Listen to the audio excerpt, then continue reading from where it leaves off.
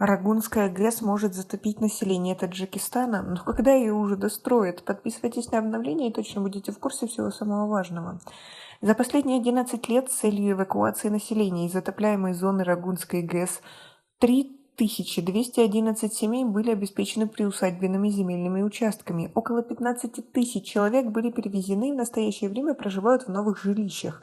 Об этом заявила Мамали Рахмон на встрече с командой строителей станций, сообщает пресс-служба президента Республики Таджикистан. Президент отметил, что эвакуация людей из оставшихся селений в затопляемой зоне продолжается в соответствии с графиком наполнения водохранилища ГЭС. В сообщении отмечается, что в целях обеспечения новых жилых районов необходимой инфраструктурой в первую очередь были построены школы, медицинские центры, система водоснабжения, электроснабжения и дороги.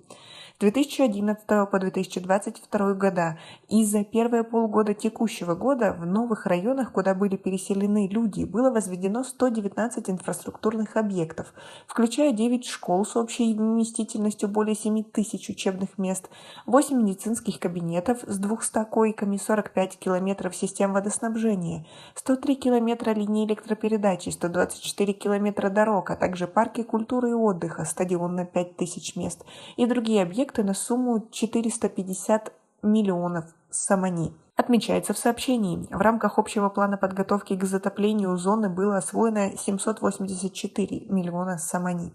В результате проведенных работ в соответствии с планом мероприятий по переселению населения из затопляемой зоны сегодня центр Нурабадского района превратился в действительно современный город, сообщила Мамали Рахмон. В связи с реализацией очередного этапа строительных работ, в частности, поэтапного подъема плотины на высоту до 1185 метров над уровнем моря и заполнения водохранилища гидроэлектростанции, реализуется план переселения населения на 2021-2025 годы. Кроме того, в сообщении отмечается, что на объектах строительства Рагунской ГЭС работают 14 164 рабочих и инженерно-технических специалистов. За год их стало больше на 3600 человек. Однако имам Али-Рахмон отметил, что этого числа все еще недостаточно для того, чтобы строительные работы продолжались планомерно. В этом направлении необходимо принять дополнительные меры. Что касается финансирования, президент заявил, что на восстановительные, строительные и монтажные работы гидроэлектростанции «Рагун» за 2008-2022 годы, то есть с начала восстановительных и строительных работ за счет государственного бюджета было направлено более 35 миллиардов самани.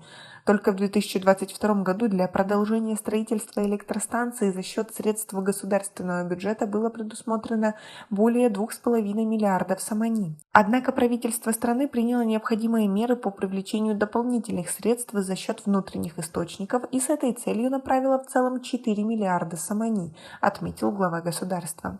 С начала текущего года на оплату строительных и монтажных работ на объектах проектно-исследовательских и изыскательных работ, закупку оборудования, товаров, строительных материалов и услуги за счет бюджета было направлено 2,5 миллиарда самани, а за счет реализации электроэнергии, производимой Рагунской ГЭС, 427 миллионов самани, то есть в целом свыше 3 миллиардов самани.